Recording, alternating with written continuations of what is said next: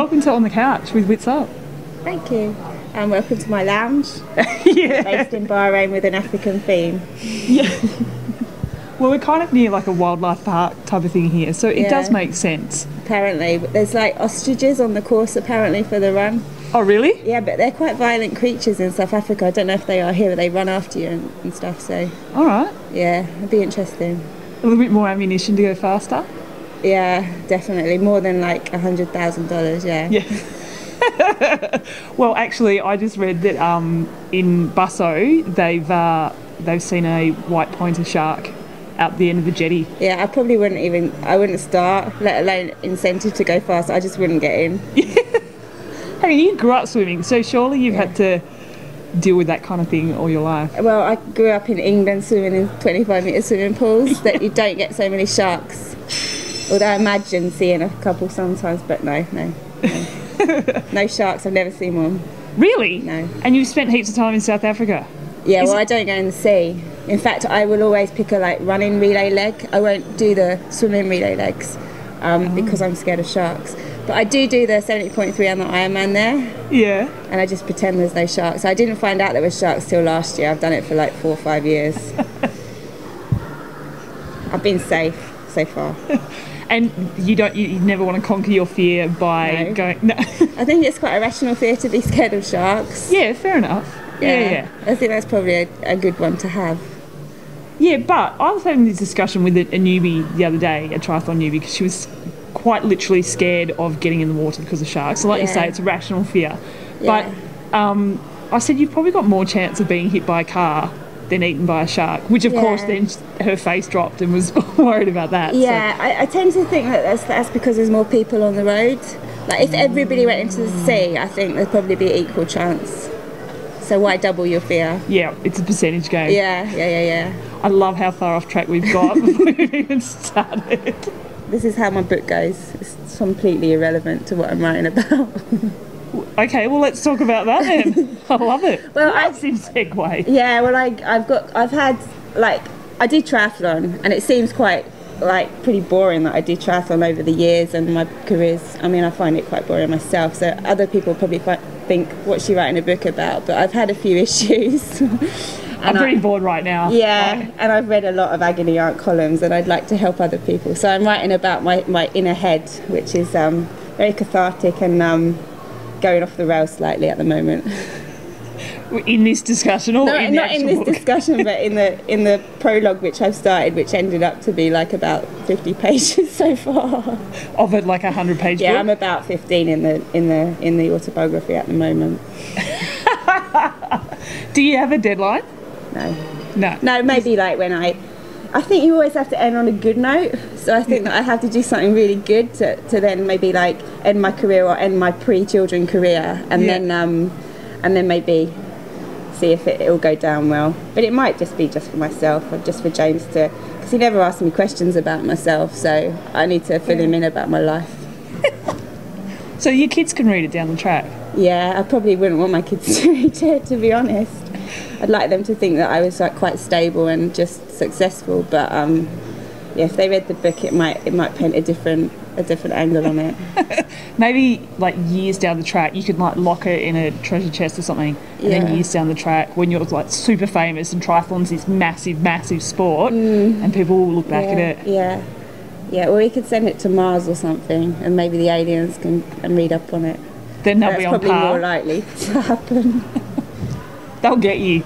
They'll completely understand you. Yeah, maybe. Can you give me a little bit of an insight about what you've written in the, I guess not in the actual book, but in the prologue? Yeah, it's just about like my I actually started as a career when I was like 13. This was obviously I didn't win money, but I got grants and stuff, and I got funding all the way through, and I've won money since then. So it's always been my career, and like for a 13-year-old to be like staying in major cities on my own because my parents were working, going to competitions, swimming competitions, and I mean just the people that I've met and the people that I've forgotten that I've met. It's quite amazing to write it down, and like you wonder what's happened to those amazing people in my life since then. And then obviously going to university and changing sports and getting eating disorders and being in violent relationship, and just all sorts of stuff that a lot of the population go through, but not necessarily trying to balance it with a elite sport. So yeah, it's cool. Far out. Well, I was looking at your website the other day and I saw a YouTube, or actually may not even be a YouTube clip because I don't even know if that was around then, but it was, I think you were about 13. Yeah. And it seems like you had to grow up pretty quick, like you say. Yeah, and I was quite sheltered, to be honest, as well. So I was just like very immature, like physically and emotionally young one in amongst these senior athletes quite a lot of the time. And I did grow up fast, but I also had that the immature side of my psychology. So I think that probably mixed in a cauldron for a little bit of disaster along the way, but it makes you who you are in the end. And I'm in a happy place now, and I just hope that other people might read it. And then I think I read Amanda Beard's book. I don't know if you've read that, Under the Water They Can't See You Cry or something. I'd like to go along. It's really revealing, really honest, really candid, and I think that it's just more interesting than I won this race, I won that race, and then I retired. Yeah. Well, speaking of that, I was actually going to speak to you earlier about this, but I love the way that you write. I can't remember if I told you, but on the website, that story or the Q&A that you did about the eating disorder was our highest rating article ever on Witsup. And I don't think it was just because it was the subject or just because it was you. It was that blend of the way that you express yourself, but also the importance of the story that you had to tell. I've changed the way I write. I did A-level English Lit, and I wrote very structured when I was younger, and I really loved to write. However, like now I just blurb. Yeah. It's my head, and I just write it, and that's probably why I get the punctuation sometimes slightly off, spelling's outrageous.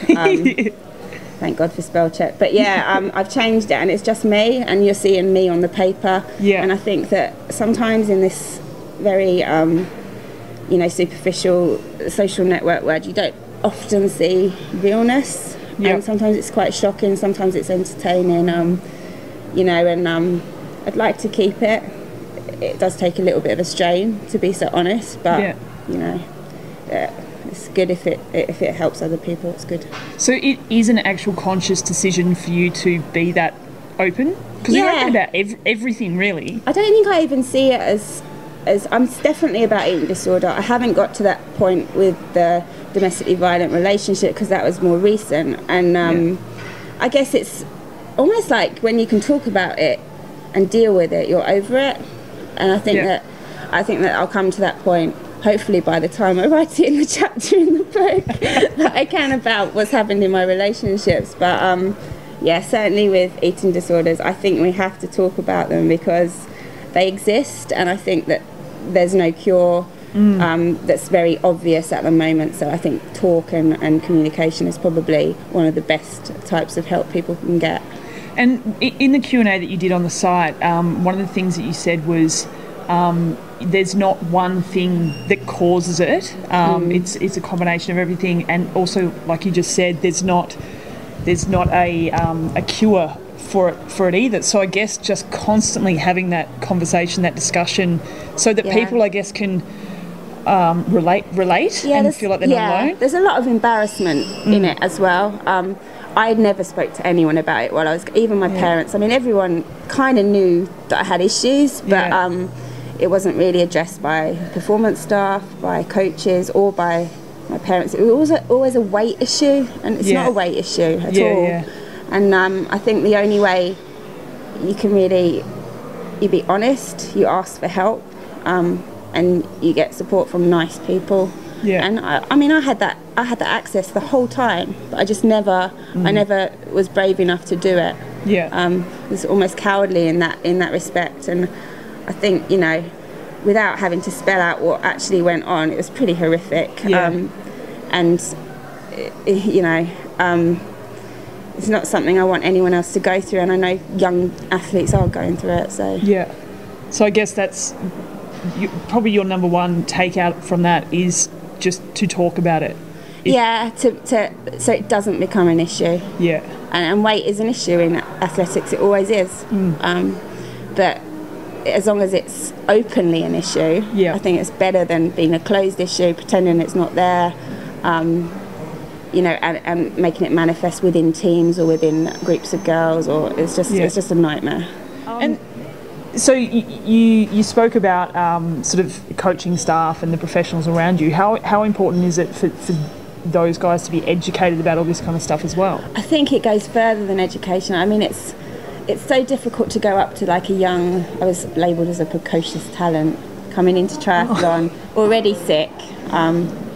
Well, not like really sick, but you know, I was excelling and I was winning races and I'd won the European Juniors. And how do you go up to that young girl that's got this confident air about her and tell her she's doing everything wrong and she needs to start putting on weight? I mean, it's just impossible unless there's some kind of education system about thinking about the long term, and in a couple of years you're going to have some issues here. Yeah. And it's really difficult, and they must take some responsibility, but I think I should take probably like 80% of the responsibility of being that strong-willed kind of know-all young girl, which I was. And you know, the only other thing is to ask people that have been through it, and when they see it in the junior ranks, to get mentor thing, because I think finding people that young people like I was respect and look up to is fairly difficult in such a small sport. But there are people, and I think that's possible.